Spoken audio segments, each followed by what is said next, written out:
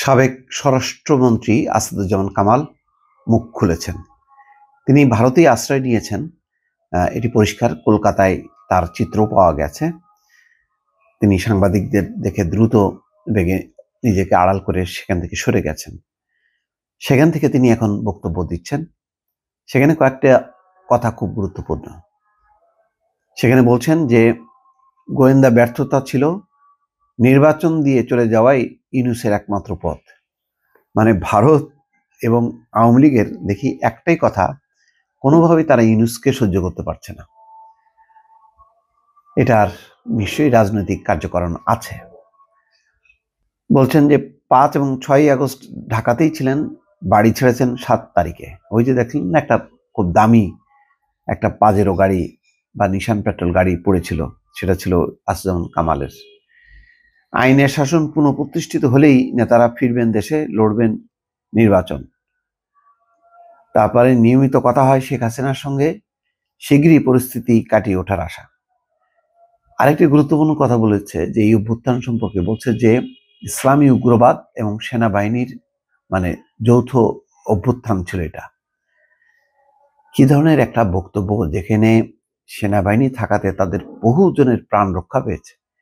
শেখ হাসিনার প্রাণটা তো বাঁচালোই সেনাবাহিনী, যাতে রক্তপাত এড়ানো যায়, যাতে বাংলাদেশ বিশ্বের বুকে আবার সেই রক্তাক্ত বাংলাদেশ, ক্ষতবিক্ষত বাংলাদেশ, সেটা প্রমাণ না হয়। এরকম রক্তক্ষয়, এরকম সংঘাত এড়ানোর পর আসাদুজ্জামান কামালের মতন লোক বলছে যে এটা ছিল যৌথ অভ্যুত্থান, ইসলামী উগ্রবাদ এবং সেনাবাহিনীর। অথচ এটা জনতার অভ্যুত্থান, এখনো স্বীকার করছে না। জনতার ধাওয়া খেয়ে পালালো, এটা স্বীকার করছে না। অদ্ভুত ব্যাপার। এরাই বাংলাদেশে আবার নির্বাচন চায়, আবার চায় গণতান্ত্রিক শাসন। হ্যাঁ, ভালো। যাই হোক, তার বক্তব্যটা হলো এই: গত 5ই আগস্ট ছাত্র জনতার অভ্যুত্থানে আওয়ামী লীগ সরকারের পতনের পর আত্মগোপনে আছেন বেশিরভাগ মন্ত্রী, এমপি। বেশিরভাগই গণমাধ্যমে কথা বলা থেকে দূরে আছেন। তবে সম্প্রতি ভারতীয় গণমাধ্যম ইন্ডিয়ান এক্সপ্রেসকে সাক্ষাৎকার দিয়েছেন সাবেক স্বরাষ্ট্রমন্ত্রী আসাদুজ্জামান খান কামাল। সাক্ষাৎকারে তিনি জানান, তিনি বাড়ি ছেড়েছেন 7ই আগস্ট। আন্দোলন দমাতে গোয়েন্দা ব্যর্থতার কথাও স্বীকার করেছেন। বলেছেন, দেশে একটি অংশগ্রহণমূলক নির্বাচনের আয়োজন করে নির্বাচিত সরকারের হাতে ক্ষমতা হস্তান্তর করে পদ ছেড়ে দেওয়াই অন্তর্বর্তীকালীন সরকারের প্রধান উপদেষ্টা ডক্টর মোহাম্মদ ইউনূসের এখন একমাত্র পথ। শুধু বলেন নাই যে ক্ষমতা ছেড়ে দিয়ে আওয়ামী লীগকে আবার যাতে ক্ষমতাটা আওয়ামী লীগের কাছে হস্তান্তর করে, এইটুক বলার সাহস নেই। বলতেছে নির্বাচন। হ্যাঁ, এটা বলতে পারতো যে তাদেরকে কি বলে, অবৈধভাবে ক্ষমতা থেকে হটানো হয়েছে, সুতরাং এখনো বৈধ প্রধানমন্ত্রী শেখ হাসিনা। আমরা দাবি জানাচ্ছি যে শেখ হাসিনার কাছে ক্ষমতা হস্তান্তর করুক।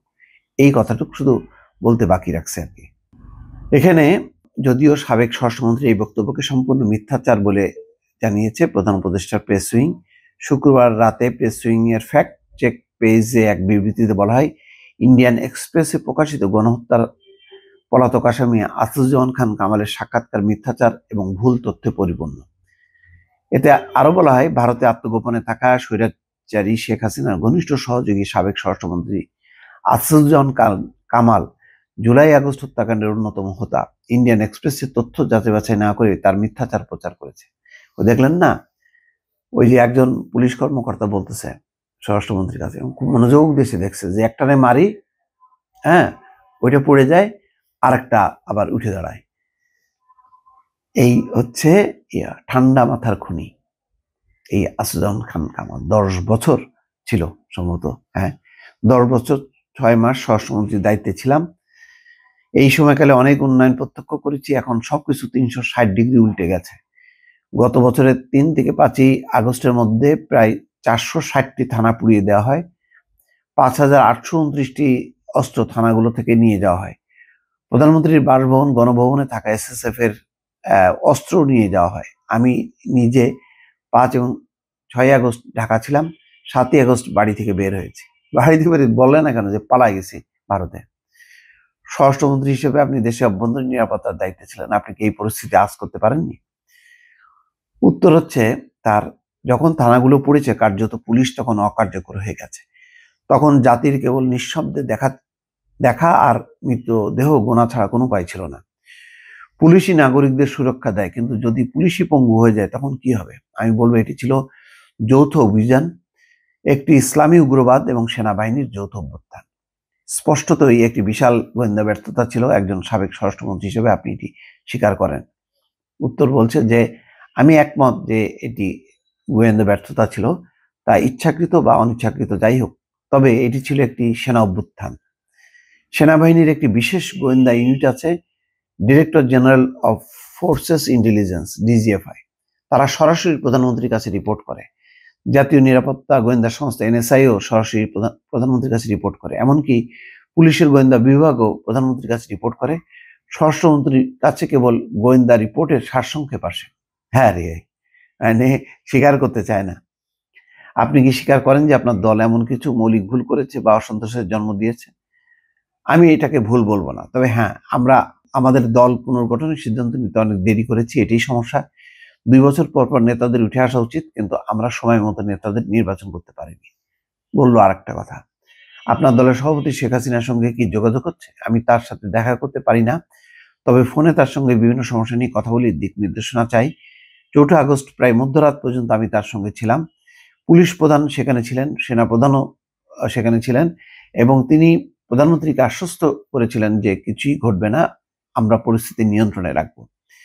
তিনি বলেছিলেন, আপনার সুরক্ষা আমার দায়িত্ব, আমি এসবের সাক্ষী। আমি তাকে আবারও জিজ্ঞাসা করেছিলাম, আপনি কি পুরো দায়িত্ব নিচ্ছেন? তিনি বলেন, হ্যাঁ। এরপর আমি আমার অধীনে থাকা পুলিশ প্রধানকে বলেছিলাম যে তিনি যেন সেনাবাহিনীর সঙ্গে স্বাধীনভাবে আলোচনা করেন এবং সবকিছু যেন স্বাভাবিক থাকে। কিন্তু আপনারা 5ই আগস্ট যা ঘটেছিল তা দেখেছেন। আওয়ামী লীগ কর্মীরা দেশের ভেতরে লুকিয়ে আছেন, অনেকে জেলে। আপনি কিভাবে তাদের মনোবল ধরে রাখবেন? তিনি বলছেন, আওয়ামী লীগের কর্মীদের মনোবল অত্যন্ত উঁচু, তারা শেখ হাসিনা ছাড়া ভবিষ্যৎ কল্পনা করতে পারে না। তিনি বাংলাদেশকে পরিবর্তন করেছেন। 2008 সালে ক্ষমতা আসার পর তিনি বাংলাদেশের অর্থনীতি এবং আইন শৃঙ্খলায় পরিবর্তন এনেছেন। আপনি ভারতের কাছে কি আশা করেন? আমি মুক্তিযোদ্ধাদের একজন কমান্ডার ছিলাম, তাই আমি জানি 1971 সালে বাংলাদেশকে সাহায্য করতে ভারত কি করেছে। আমি স্বীকার করি, ভারত সবসময় বাংলাদেশকে সাহায্য করেছে। এখন ভারত কূটনৈতিকভাবে সাহায্য করতে পারে। আমাদের আদালতগুলো পঙ্গু হয়ে গেছে, আওয়ামী লীগের পক্ষে আইনজীবীরা আদালতে যেতে পারছে না, সব বিচারক নতুন করে নিয়োগ দেওয়া হয়েছে। তাই প্রথম কাজ হলো কূটনৈতিক চাপ দেওয়া এবং উচ্চস্বরে দাবি তোলা, যাতে আদালতগুলো আবার কার্যকর হয়। ভারত এতে সাহায্য করতে পারে। হায় রে তোরা, মানে দেশটার একদম আইন, আদালত, পুলিশ সব নিজেদের দলীয়করণ করে এখন বলে যে আদালত কার্যকর হতে পারে। হ্যাঁ, আদালত পছন্দ হচ্ছে না এখন। হ্যাঁ, কি বলবো আর কি, মানে এদের কথা শুনলে। যাই হোক দর্শক, এখন অনেক কথা তার, এখন হলো আস্তে আস্তে এরা ওই বাংলাদেশে নিজেদের মধ্যে ঠোকাঠুকির কারণে এরা এখন গর্ত থেকে আস্তে আস্তে মাথা বের করতেছে এবং কথাবার্তা বলতেছে আর কি। ভালো থাকবেন, আল্লাহ হাফেজ।